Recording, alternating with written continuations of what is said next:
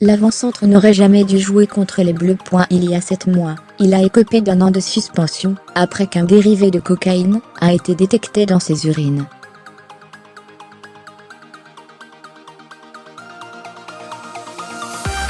C'était sans compter sur l'ingéniosité de ses avocats. En espagnol, son nom de famille veut dire guerrier.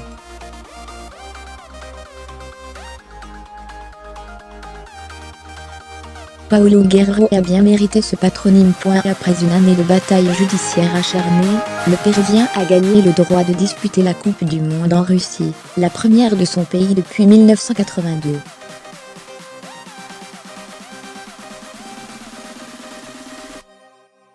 Une histoire incroyable, mélange de Scarface et du Temple du Soleil, qui trouvera peut-être son apothéose face à la France, jeudi 21 juin.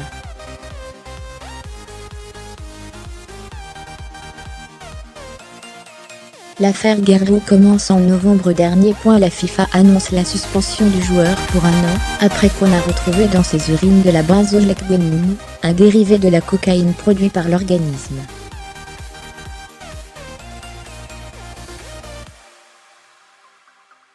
Toute drogue récréative qu'elle est, la cocaïne figure sur la liste des produits interdits, car elle peut avoir un effet sur la performance des sportifs, notamment en atténuant la douleur.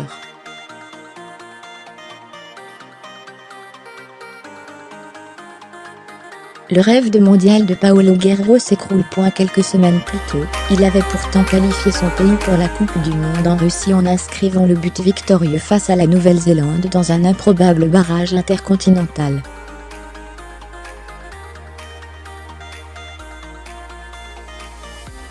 Le retour des momies de l'Ulayaco, le joueur a une ligne de défense. Il le jure. Point de ligne sniffée, juste un thé aux feuilles de coca absorbé avant un match.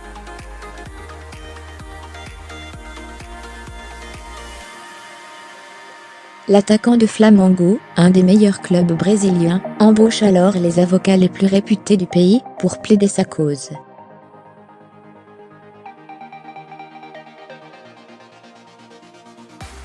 Car Guerrero est une icône au Pérou. Son biopic a battu le record du meilleur démarrage au cinéma dans le pays.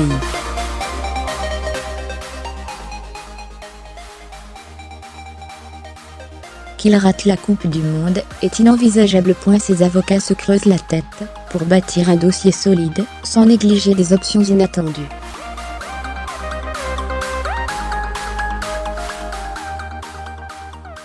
À la faveur d'une rencontre avec un archéologue spécialiste de la civilisation Inca, ils accouchent d'une idée apparemment farfelue, mais qui peut renforcer la défense de leurs clients, convoquer à la barre les enfants de l'Ulayaco.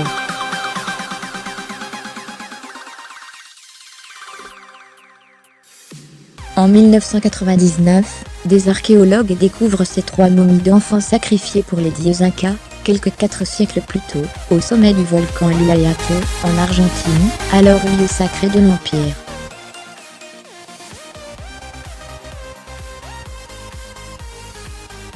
Deux gamins de 4 et 5 ans, une ado de 13 ans, surnommée la Doncella, la jeune fille, figée dans la glace à plus de 6700 mètres d'altitude et conservée en parfait état.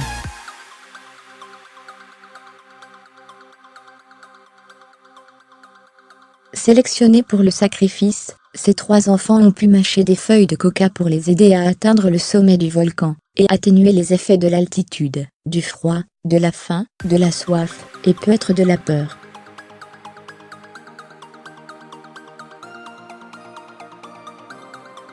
Lors des tests scientifiques menés sur les momies 15 ans plus tard, les experts ont découvert, entre les dents de la plus âgée, des traces de benzoylguanine.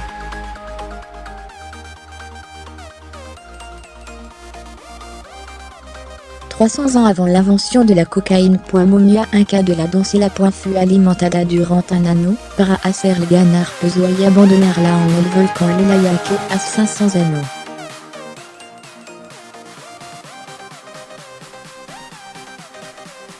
pic.twitter.com/mhlupg83 biso, archivo de la hist.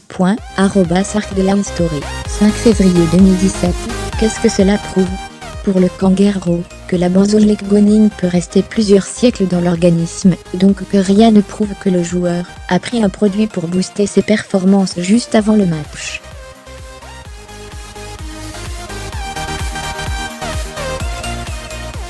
Nous n'avons pas articulé notre défense autour de ce point, mais cela renforce notre argumentation, explique l'avocat Bichara Neto au site brésilien UOL Sport.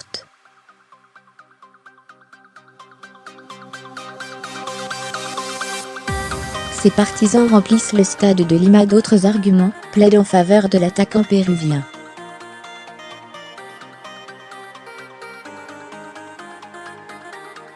À commencer par la jurisprudence, le gardien brésilien Zeti a lui aussi été contrôlé positif à la benzoylekgonine lors d'un match à La Paz, Bolivie, en 1993.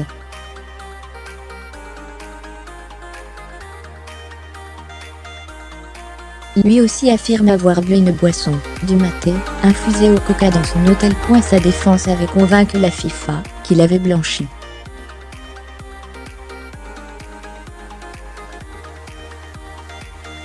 De quoi faire infléchir la fédération internationale. À quelques semaines du mondial, ses partisans organisent une grande manifestation au Estadio Nacional, le grand stade de Lima.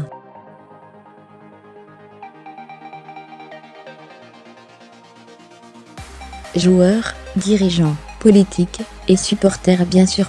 Tous répondent présent. In caso of wondering Romush Perilov Paulo Guerrero, leur Estadio Nacional with the official rally pleading for amnesty and showing support.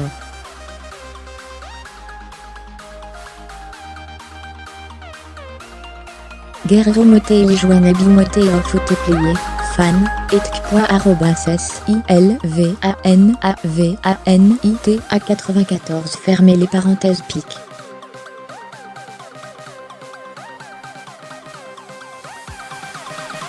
Twitter.com/V4LFD1 Micj, champion Pirlo wow, @CHAMPIONPIRL au 17-21 mai 2018. Après cette démonstration de force, une autre, mais de solidarité cette fois.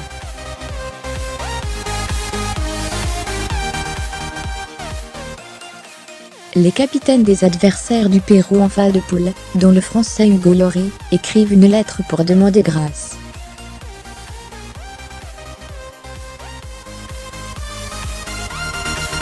Disputer une Coupe du Monde est un moment unique dans une carrière, justifie le gardien des Bleus en conférence de presse avant la rencontre France-Pérou.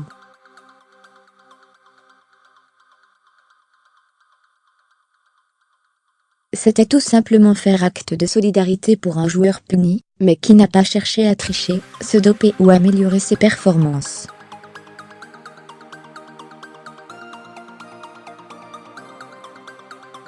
La supplique est partiellement entendue par un tribunal arbitral suisse, qui lève la suspension infligée à Guerrero 2 semaines avant le mondial, le temps de se pencher sur cette histoire de momie.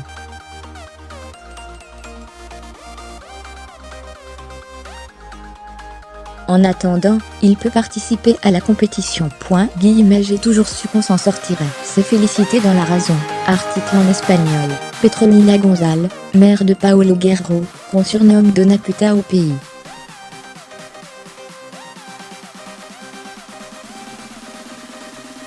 Nous sommes bénis de Dieu. Peut être même le Pachacamac, le dieu créateur du monde chez les Incas.